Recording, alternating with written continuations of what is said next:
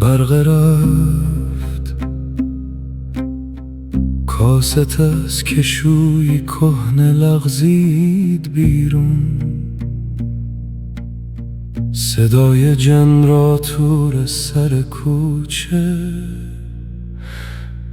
شب را نزدیکتر کرد. گرد روی برچسبش به شستم نشست و نام تو هنوز همانجا مانده بود.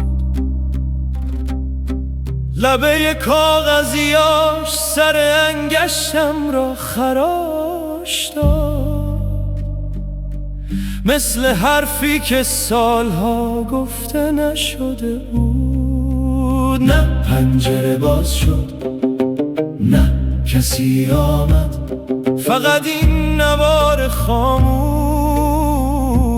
اتاق را دوباره زنده کرد. از روزی که رفتی من در همین اتاق مندم، نه خیلی خستم، فقط کمی تنها.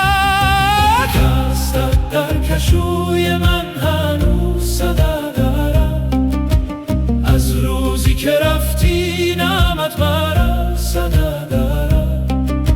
دستت در کشوی من هنوز صدا دارد، از یادم همه روان بازی صدا میماند.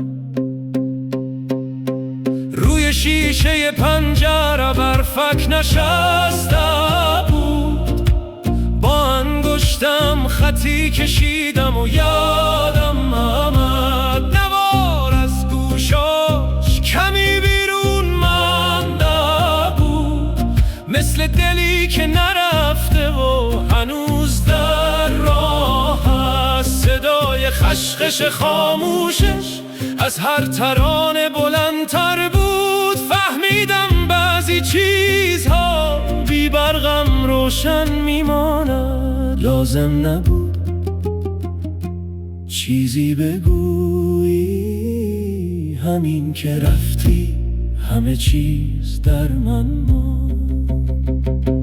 من تو را فراموش نکردم، فقط خودم را مصروف کردم. از روزی که رفتی در همین خانه ماندم، دستت در کشوی من